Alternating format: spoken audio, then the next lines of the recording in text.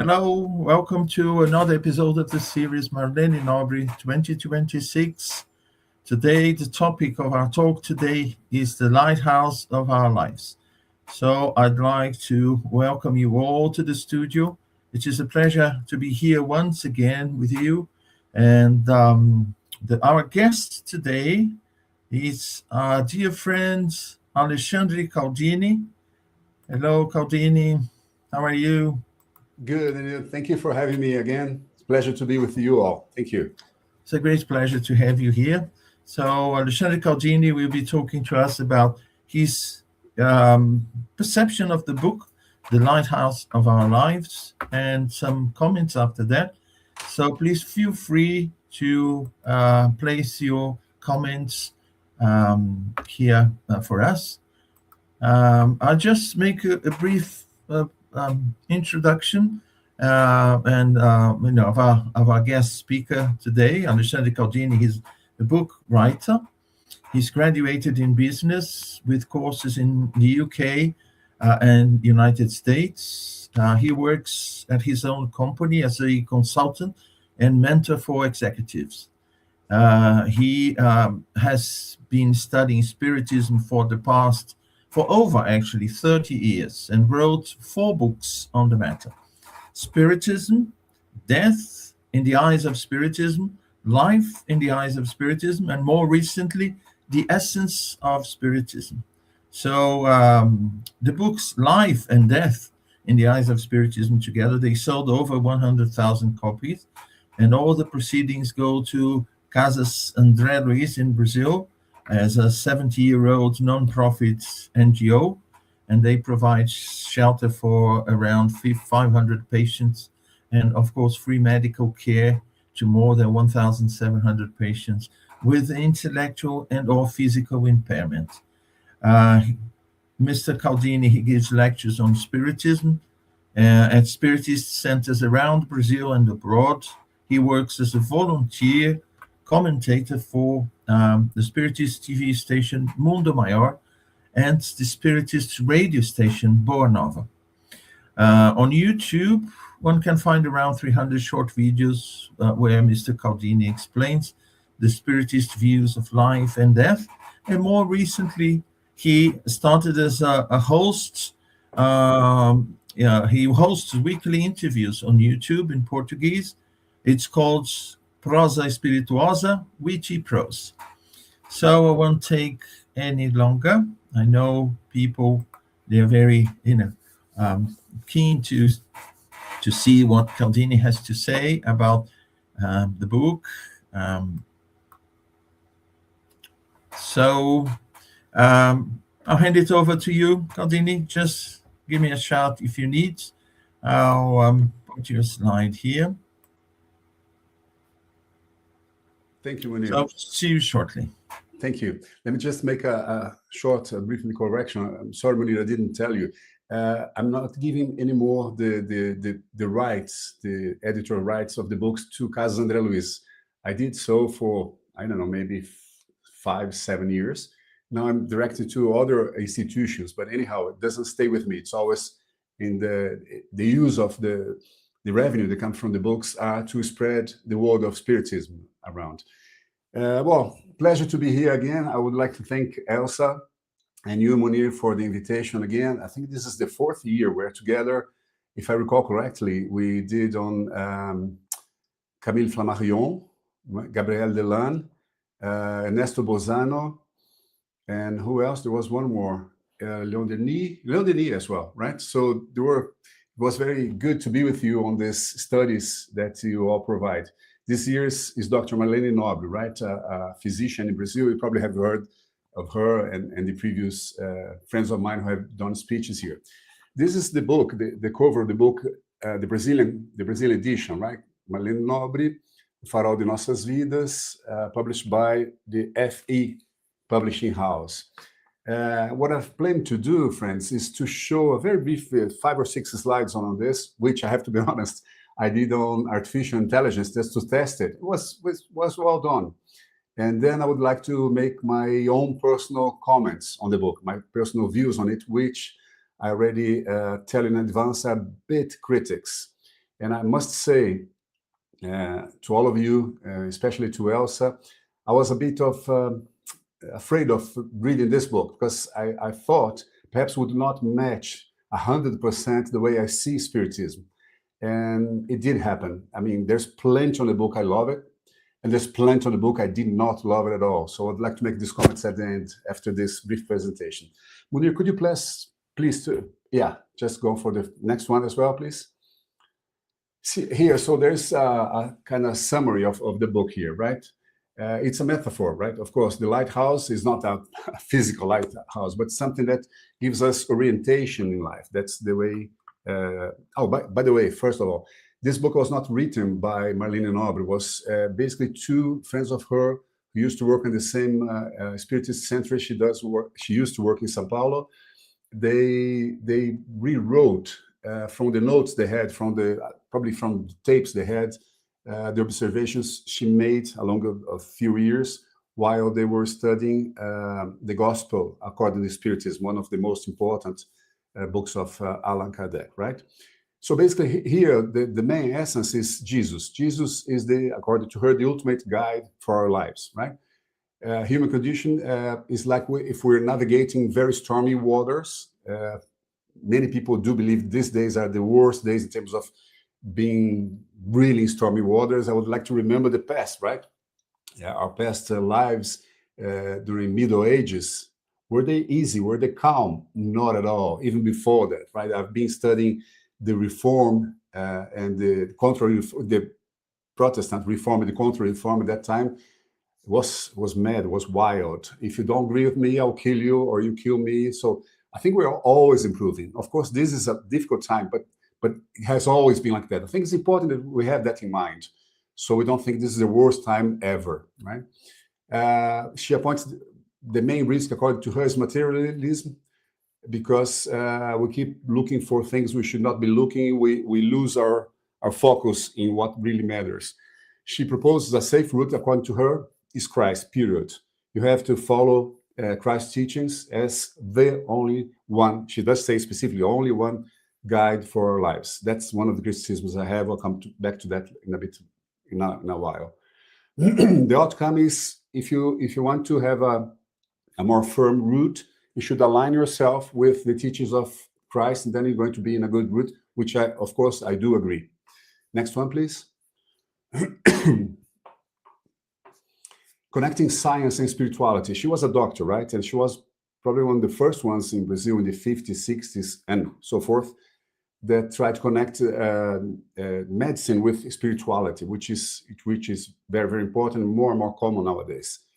According to the people who knew her, she had a good legacy in terms of putting together the medical knowledge with a more broad view of the human being, of diseases, of suffering, which is also looking at the spiritual side of life. She would go beyond dogma. Because she was a doctor, because she was from science, she believed we should also put reason behind faith. And in there, we don't quite agree again, because I think she puts a lot of faith more than reason on that, but we'll see. Ethical dilemmas, spiritual perspectives on bioethics. She was already very worried about that, and again, she's passed away a few years ago. So from then on, we have evolved a lot on this, on bioengineering, the cell things, etc. So there is an issue there. But she believed to be really healthy, you should work the soul, the mind, and the physical body, as probably all of us do agree with her nowadays, right? Next one. She talks about the transition of Earth, right, from a world of, I'd say, prova expiação in English, proofs and expiation, I don't know the name, to a better world. What nowadays, probably the evil is more present. In the future, being good is going to be more present than nowadays, right? How do we do that? She says the global shift is happening already, and it's a transition. During this time of transition, as it's a common knowledge, or we believe so, it's much more difficult because things are more hectic, right? The more things are happening faster, there's plenty of insecurity. Everything that is today won't be tomorrow. So it's a more tough time to come. The time of the transition is more difficult to cope with all these new things happening. Social equality. Her husband was a very important legislator in Brazil, a fairly left-wing legislator, which probably give her as well a very, I would say, equal view on how we should move ahead, right? So she is worried about inequality, and she thinks we should fight inequality, obviously. She is very keen on our own moral transformation to transform the world. That's very common in Spiritism. I particularly do believe in that as well, as we call in Portuguese, reforma íntima, right? But I think we should not leave behind the transformation of society itself. I mean, it's important to transform myself, but we should also work on the society to transform everything in society, as Allan Kardec even says so. I can't remember how he has a word for that, which is, I think it's social institutions, he says. We should work on social institutions to change them again according to what it should be. What is social institutions for Kardec? My view is that everything is social institution. Education, economy, legislation, the police, the political parties and the political scenario, environment, everything is a social issue. And my personal view is that we spirits are much more worried about transforming ourselves, which is good and necessary, but I would say insufficient. We should also be more aware of the need to transform society and act on it. And finally, hopeful outlook. She views crisis, as the Spiritism says as well, as a step for evolution. That does not mean we have to suffer. The other way around, my belief is that God doesn't want us to suffer. When you're suffering from something, it's because it's just a click. It's just an alarm clock saying, hey, wake up, move. It's time to move. Time to fix yourself, to fix society. That's the view. You don't have to suffer during this time of evolution. Next one, please.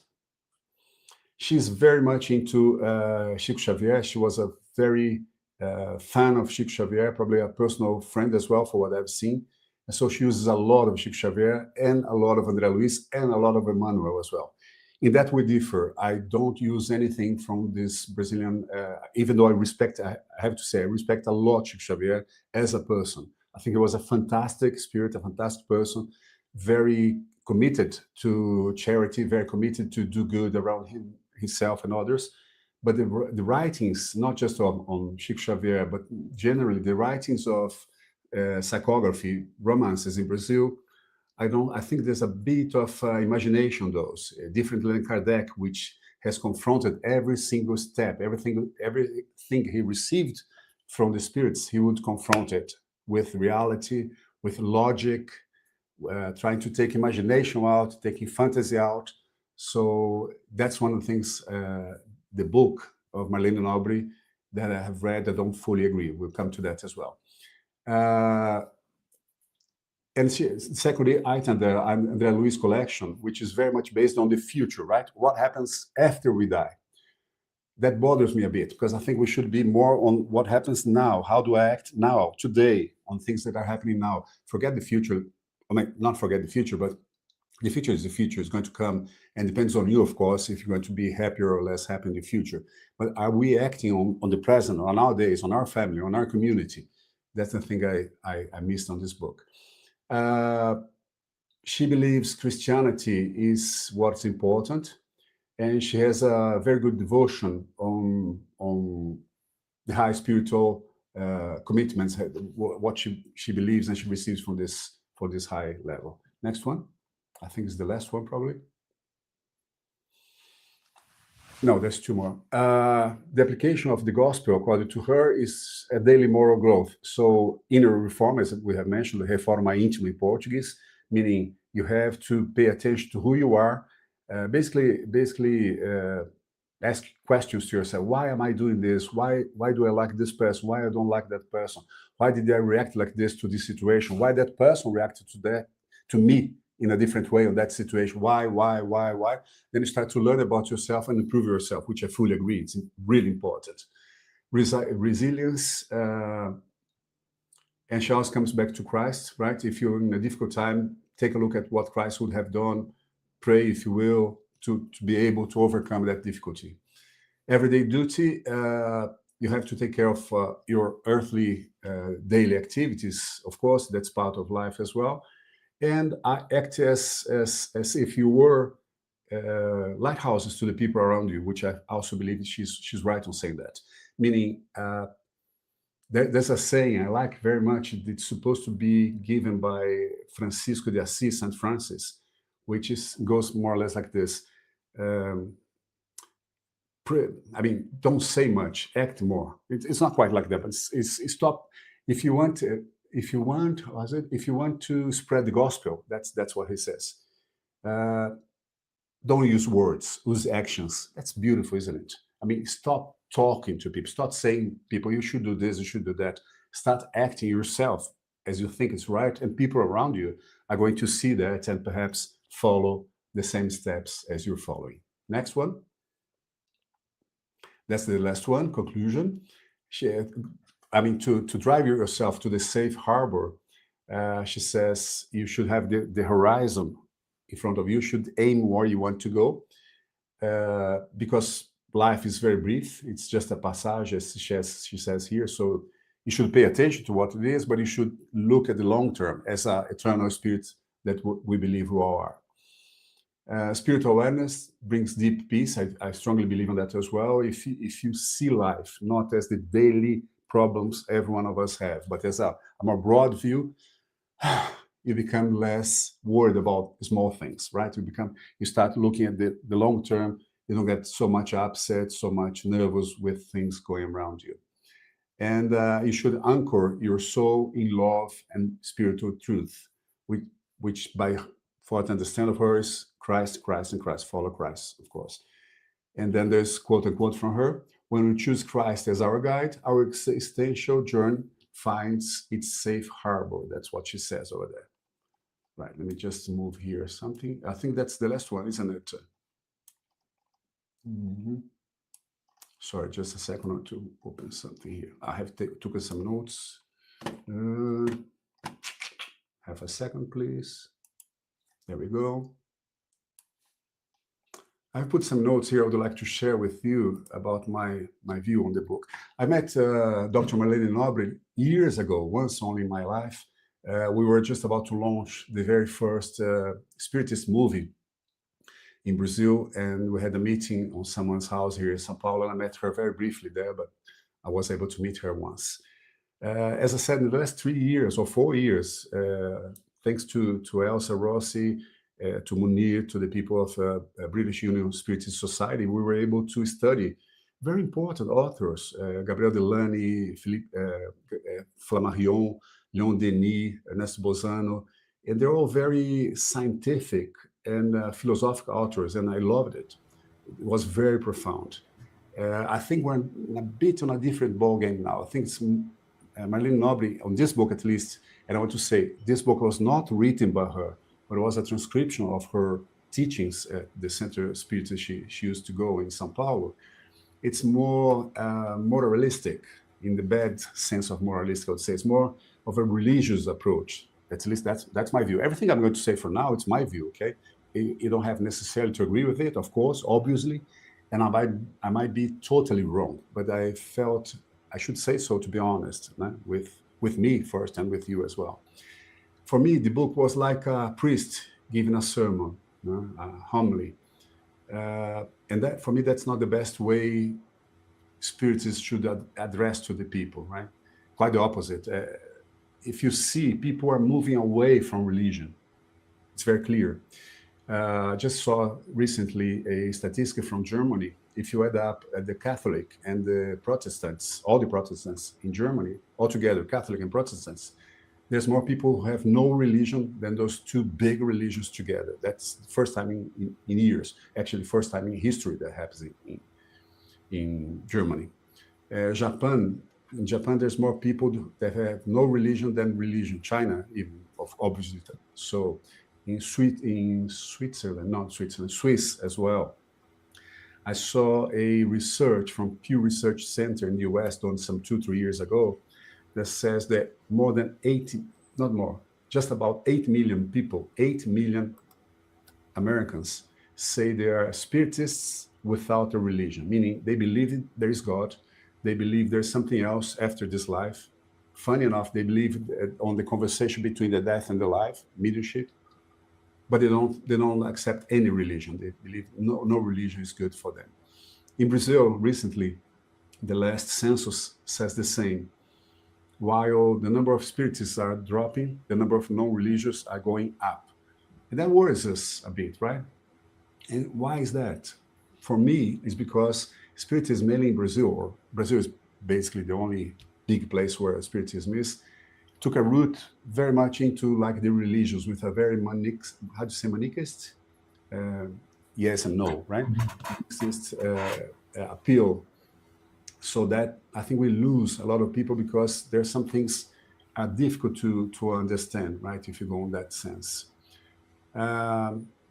Marlene Nobre, on her speeches, gives some very healthy, indeed very healthy advices on how to be a good person, why to be a good person, how you can do to become a better person. But if moral devices are very important, and they are, and we should all be paying attention to our moral development and mental development as well, it's a more vulnerable to personal opinion, right? The way I see moral is different than the way you see moral, different than the way the other one sees moral. So we have to be very careful about trying to separate what really is from what is an opinion. And because she's commenting the gospel, it's very moral, right? If she was commenting the book of spirits, would be a different ballgame, would be probably more straightforward. She does reinforce the imperfection of humanity, which is totally true. Totally true. But the way she puts it is very strong. We're doing wrong. This is not right, etc. When you go very strong on that, I believe people get kind of scared and desperate. And then she offers a solution, which is Jesus, only Jesus. That also I don't believe. Of course, I love Jesus' teachings. I follow Jesus' teachings. I study Jesus a lot. I think it's a wonderful guide for us. But I don't think it's the only one. If we say only the Christians are the ones, we're being partial, we're being, we put a section between people, right? So what do you mean? People from Islam are not good, Buddhists are not good, atheists, agnostics, Sikhs.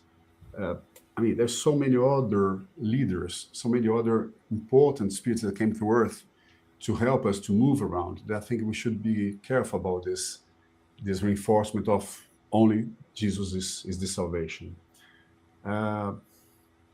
What else? I have some notes I put to be able to talk to you.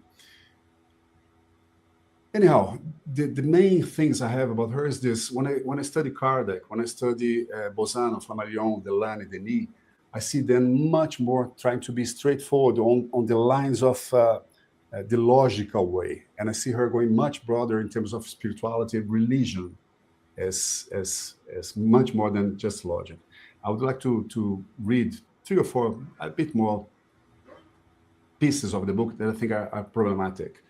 Page 73, 4,600,000,000 years ago, Jesus received from God a formless ball without form, similar to marmalade or jelly, a ball that could be shaped, and through his highly evolved spiritual mind, he shaped as a world for us. I don't know if it was like that. No one knows. I mean, it sounds like fantastic. Maybe it was true. I'm just saying it bothers me use this type of view. Page 83, there's no other master but Jesus. I don't agree with that. No other, no. Maybe he's the best as for us, but there's a lot of other masters. As we mentioned, what about Socrates? What about Plato, Seneca, Buddha, Spinoza? There's so many others. Are they not masters as well? Are they not important? No, I think it's very dangerous to say only Christ is the way. Page 97, because you know that inside Earth, there are 5 settlements waiting for us, 5 levels. I haven't seen that in Kardec. I'm not sure if inside Earth there are levels waiting for us. Page 151. Take a look at rebellion, right? Rebellion people, which is quite common. As I said, among intellectuals. She put all the intellectuals as people who are rebels. Not true. And the spirit will be happier the more unhappy and resignated he has been on earth. I don't believe in that as well. I don't think you have to be resignated. The other way around, I think you have to move forward to transform humanity. It's our duty while we're here to transform humanity, to work for that, not being resignated, not accepting things. This is very Catholic, very using guilty, suffering, be neglectful. No. My belief in terms of what I read in Kardec, mainly in other authors, is that you have to act to change society, not be resignated. Page 171. The difficulty here on Earth is so big that just getting into the university is enough, and the damage is done. If you go into the university, she says, the damage is done. Immediately, one does not believe in God, becomes a materialist, wants to promote change in society, wants fast changes, and so on. Where's the innocence? It does not exist any longer.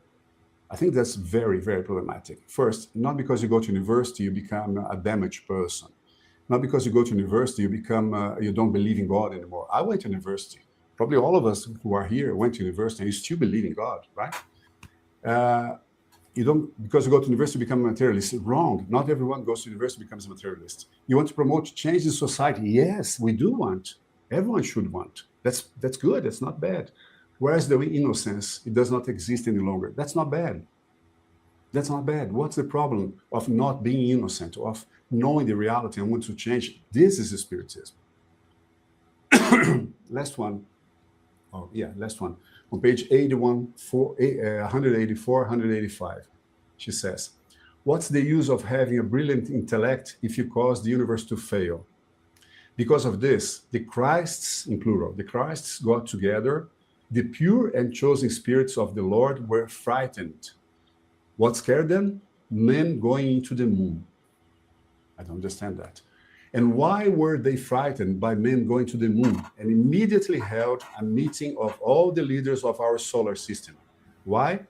Because man has no moral nor spiritual education. How good is intelligence without this education? Thus, everything is lost. We have already had 2 great world wars, and they know us perfectly well because they are much more advanced than we are. They began to wonder. Now are the Christ spirits talking, right? What now? What will become of the solar system? Because if you put your own planet at risk, it's only natural that by getting to the moon, you could put the entire solar system at risk because of your lack of morality. And that's what's happening with Earth.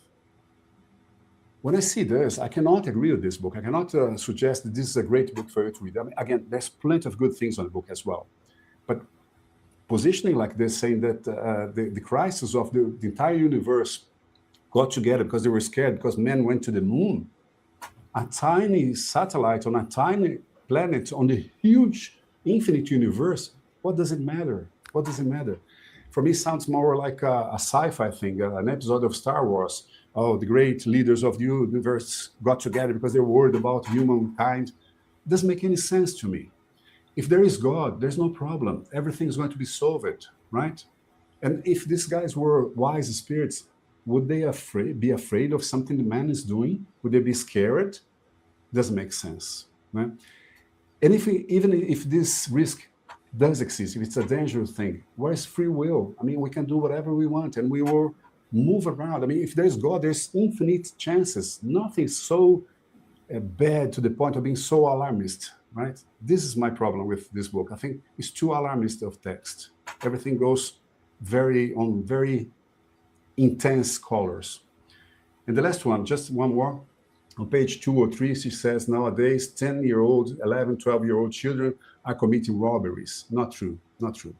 Of course, you must have 1, 2, 3, 10, 100 children into crime. But that's not true. A 10-year-old will be committing robberies. When you use that, you put despair into people. Everyone becomes so crazy about how bad we're doing. We're not. We're moving. We're evolving. Earth is evolving. The spirits are evolving.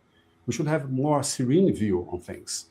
And she says nowadays, not nowadays. If you have seen Les Miserables, you see that this is being forever. I mean, children are into crime forever. Again, there's plenty of good advice on the book, but some of her letters, I mean, some of her letters are good, but and I have to say, many people are in the book saying that she was great, she was a good friend, she gave them a good view on life. So it might be. It's just my reading of this book. But the way Spiritism should be on my way is not this way. I think we should go on the extraordinary part of Spiritism, which is logic, serenity, transformation of humanity and transformation of ourselves, embracing everyone, not just the Christians one, not just the Spiritist people, right? I think God gave us autonomy to think and to act. And even if we do something not good, I mean, it's part of our learning process, right? And becoming an intellectual is not bad, it's good. We should become more and more intellectual and be less of a believer, of an imaginative, punitive, believing in fantastical stories. We have to depend less on messianism offered by religions, I believe. And my personal belief is that Spiritism is not a religion. If you go to the Père Lachaise cemetery in Paris, to the graveyard of Mr. Kardec, you're going to see his head over there. Under it, it's reading the Creator or something like this of the Spiritist philosophy, not Spiritist religion, philosophy. And that's very different. And who did that? His wife, right, the widow, and his friends who knew him.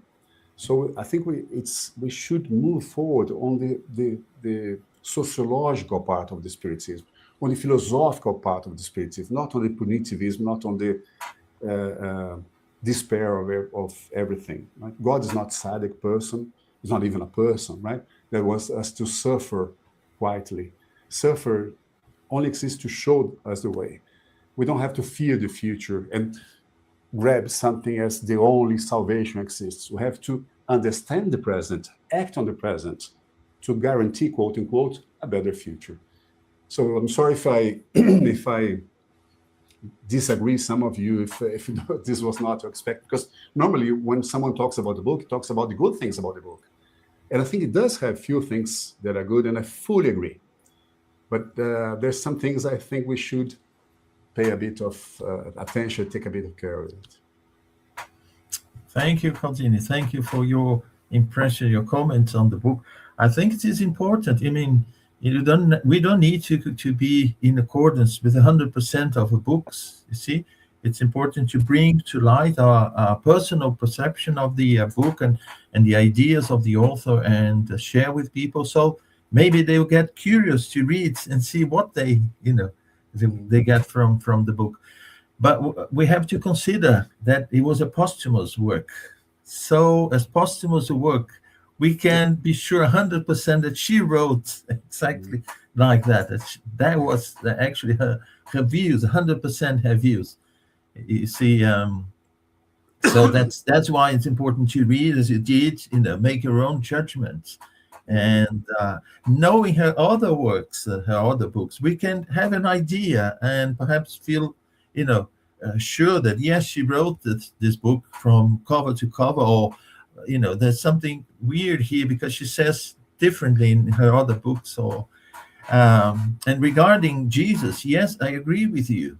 If you use Kardec's logic, you see, we take the teachings from Jesus. Wherever we find similar teachings, it means those teachings are really important, are really our guides.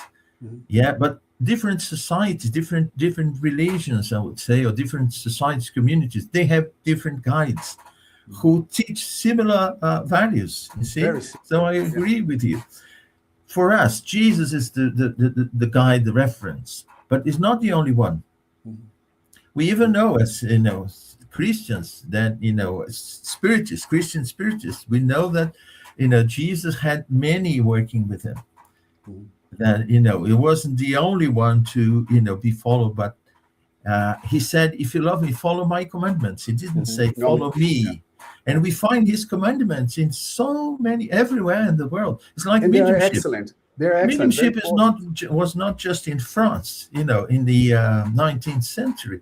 Mediumship has been with humanity forever. Since first day one, and we see the same about the values. You see, so these values are there, and I think Jesus with his degree of elevation, he managed to compile all these values and bring to us in the form of examples. But it doesn't mean, yes, we discuss that a lot. If I'm a Muslim, if I'm a Jew, if I'm a Hindu, can I be a spiritist? Yes, you can. I had a teacher. Do I have to follow Jesus? No, follow the values that you find in Jesus, in Muhammad, Buddha, in Buddha, in Seneca. and we see those values. Yeah. I had a teacher, one of my best teachers at the Central Spirits I used to study, and she was Jew. She was Ruth. She was Jewish. She was excellent. A Jewish spiritist, right? Kardec says on his book, the book I love from Kardec, Viagem Espírita em 1862, Spiritist Travel in 1862 or something like that. Yeah. He says we should not, and people get very surprised by that, we should not pray, how do you say Pai Nosso in English? Our Lord, yeah. The Lord's Prayer. Yeah, the Lord's Prayer. Yeah. We should not have a Lord's Prayer in a center spirit. Why? Then he explains, it's beautiful, it's wonderful, but it's very connected to Catholicism and Protestantism. And in Spiritist sense, we should allow anyone to come. So if we do so, you'd have to allow the Muslim to put his tapir on the floor to make his prayers, etc. So I think we have to be very careful to be open to things, right? But again, I understand. And someone said something here interesting as well.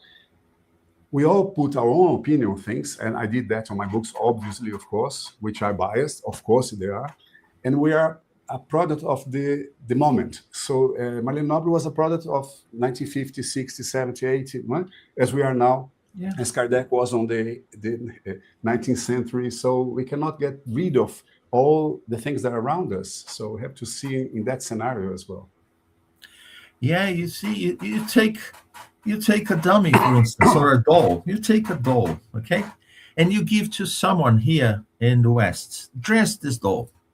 They will dress in their own way with what the culture says is the normal dresses. You take to the East, they will dress in their way. You say, dress them in a very nice, elegant, way.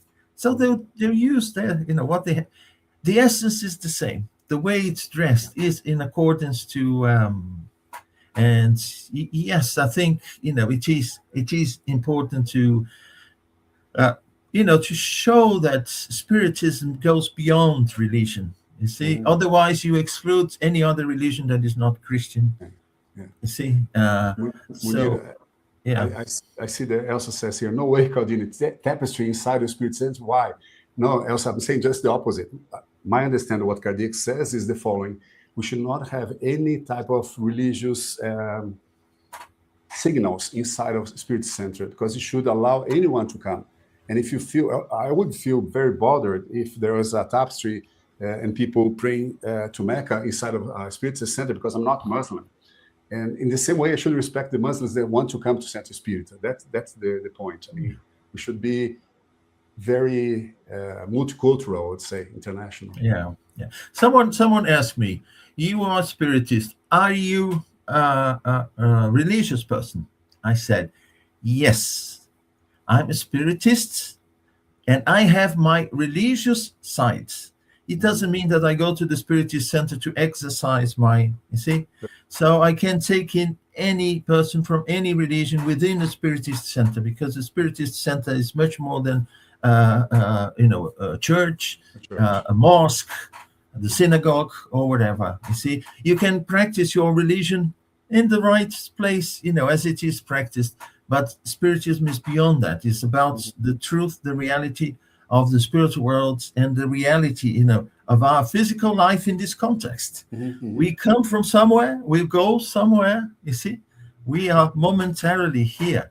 And of course, we need to express our spiritual essence. And we express through different religions, or no religions, you mentioned. Some people, they are basically following what Jesus and other enlightened spirits taught us, you see, but they have no religion. They follow no one. It's natural in them. So Many that more is people important. That is important. No one is saying you have to follow A, you have to follow B. You see, you have to develop this spiritual side in you, even if you don't have a religion for that. Religion is a way that, you get together with people who are similar to you, who have similar beliefs, and you practice that until you awake to the essence. And then you start to discard what is material. I don't need to light a candle. I don't need to have icons. I don't need to, because it's the essence. It's what's come from, inside out, and not the other way around. So yeah, true, totally true. Fully agree. Yeah. And also, I think we should pay attention to something. Again, as I think the most beautiful thing God has allowed us to have, when He has given us, is autonomy, to think by ourselves. Né? So you say something, say, what Munir said, do I agree with that or not? This I don't agree, this I agree. Starting moving from here to there, according to your personal view. Of course, you might be wrong. We're wrong always, almost all the time. But we are improving the way we see things. So think about ourselves, not accepting everything one says. That's my criticism about the book. When it says, there's 5 levels under the ground that you go, I don't think so. Jesus received from God a ball and shaped the ball. I don't know. I don't think we need to go in this type of imaginary things. We could go for logic, because Spiritism is so spectacular, so beautiful. Gives so much explanation about things in life. It's fantastic by itself. We don't need all this. I have a British friend, that says, your hocus pocus thing, this is Spiritism. I don't want Spiritism to be seen as hocus pocus. We're not hocus pocus. We're very logic, and that's the beauty of it. You see, I have a friend here in Curitiba, a Spiritist friend, and whenever people wants to know more about, high order worlds and more evolved spirits, he says, I don't want to know about that. I'm so far away from wherever it is, so far away my understanding, my reality. I want to know about, daily life, the third class world, where I am and what I can do in order to. I strongly agree with your friend, and I say more or less the same in a different direction. I say, I don't care if there is Why should think about certain things? I don't care if there is no solar. I don't care if there's umbral. It doesn't matter to me. For me, it matters now, today, here. I'm reincarnated to acting here with my family, within my work, within my community. That's what matters to me at this time, which is a very short time. And otherwise, we'd be thinking about the future. Will I meet my mother when I die? Which mother do you want to meet? You have 358 mothers. Which one? You like only the last one? No. So I think we should use our time better thinking about how we can improve our lives and the lives of our community in here. That's more important for me. I just want to make a final comment, because you mentioned the type of work. I mean, the books, some of the books that were written through Chico Xavier, and the way it was written. I think, in my view, Caldini, it's difficult for anyone to write for the majority, for everyone. I think there was a need where Chico Xavier was. The same way that Jesus spoke in parables. He could have spoken in so many different ways. Why choose parables, you see? And I think Chico Xavier, the work he did was actually to meet a local need. You see? Perhaps to take people, or let's say, just forgive if my example is a bit crude, but when you talk to children, you have to adapt your reality to their language, to call their attention, and then slowly you take them from where they are and help them, develop their ideas. And so I see that sometimes some fantastic or far away from us reality is just perhaps to excite our imagination and help us, walk in that direction. Or I think, in the reality of Brazil, you see, you are very religious people. It's very religious in essence. Different from so many other countries, you see. Something similar to what you said in terms of some of the religions. There are religions that says, if you beat your wife, the devil is going to get you. If you don't stop drinking, the devil is going to get you. And the person gets scared and stop beating the wife, stop drinking. It's effective. I don't believe in that at all. I think it's not true. But maybe some people need. My claim here, Munir, is that we should move from this very material, imaginative thing to something better. right? Oh, And yeah, this is a for doing stage. so, we have Yeah, to say, yeah, well, maybe it's not yeah, like that. Maybe it's more yeah. simple. Maybe it's more logic. Maybe it's think about it. Right? We But know you're that right. fairy tales are important for children. Yeah, they say so. Yeah. But when we grow, we move away from that. We Yeah. won't stay for the rest of our lives reading the same, stories and fairy tales and so on. So it's natural. I think, yeah, it has to do with the spiritual maturity of each one of us. You see, so we have to grow in spiritual terms. Yeah. Yes, and I think Leon Denis and they basically walked exactly along the same lines as Kardec, because they were immersed in the same culture. They were they were sharing the same public, as it were. You see, the lines of thoughts, the development of the country, and so they followed. But that had to go and look for the local needs of different parts of the world. I think that's why. But if we have condition to to move with Kodak and using the same logic, and let's do it.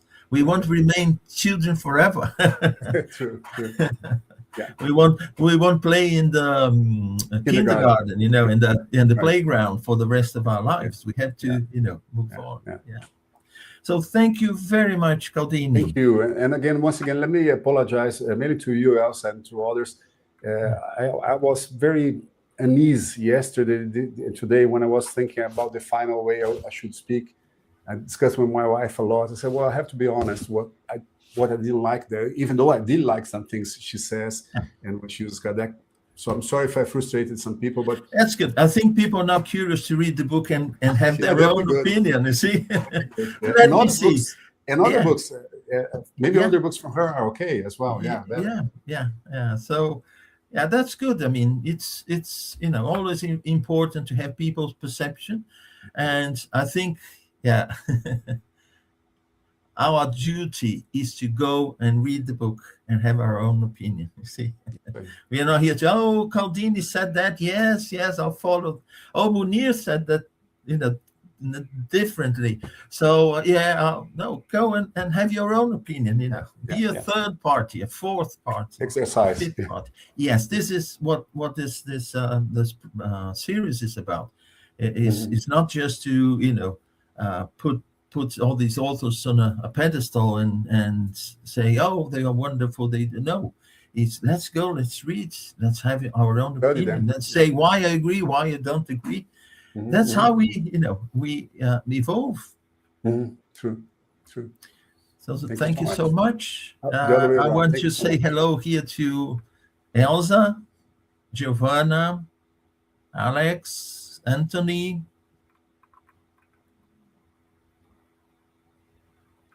Who else? I know there are other people watching us here as well, but so hello to everyone. Oh, Faye, our dear friend Faye Waddington is here with us. Hello, Faye. So let me put here what Faye is saying. This universality is, to me, the greatest legacy documented by Kardec as an invitation to free thinking and freedom from a punitive line of thoughts.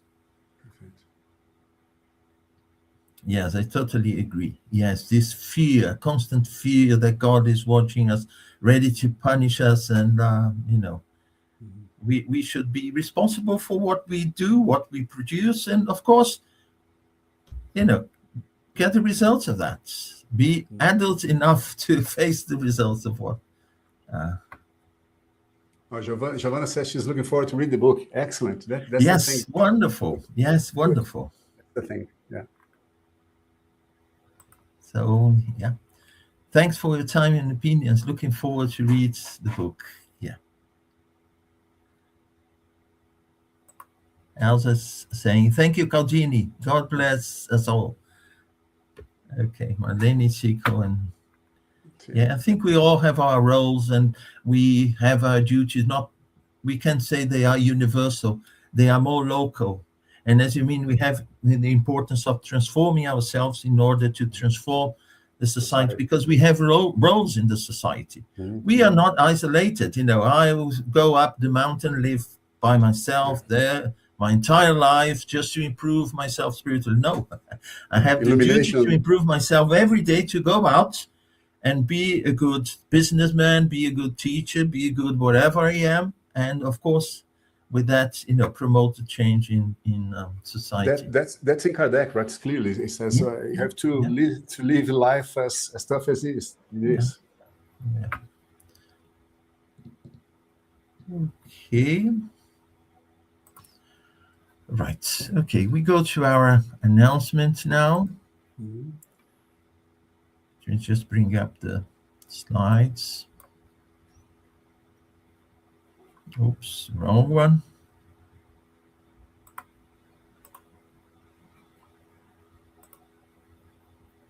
Okay, right. So our announcements. Next month we have here with us on the 5th of July, 7 p.m.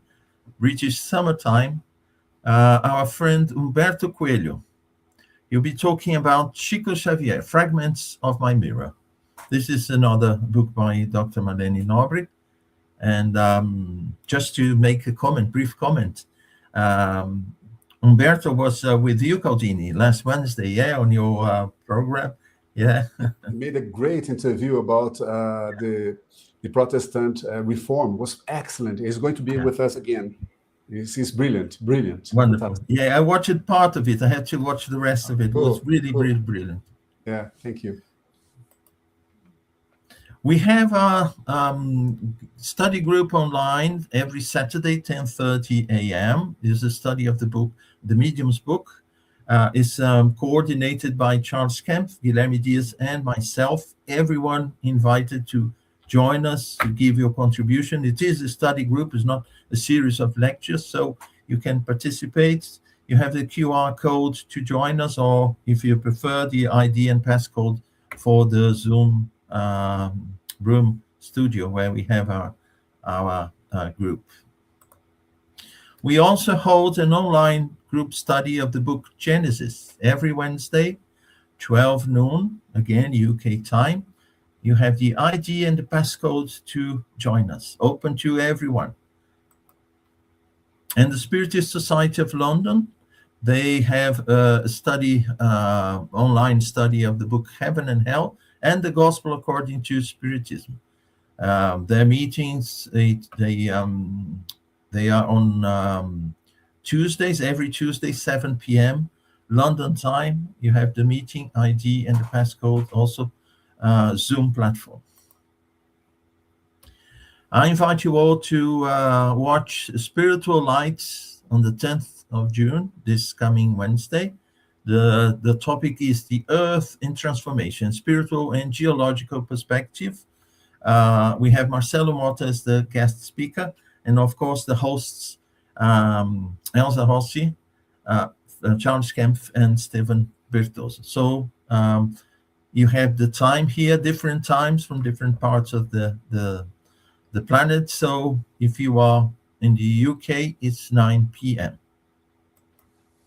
And we want to thank Kardec Radio for their support, their collaboration, and this effort to bring to you every year an author, spiritist author, and their contribution. So I want to thank Kardec Radio for that. And all those who've been here with us, who will watch this later. So once again, Caldini, thank you very much for your time, for your contribution. And I hope to see you again very soon for another series. So thank you so much. And yes, from us, I want to thank all those who are watching us, and see you on the 5th of July. So thank you very much indeed. Bye-bye.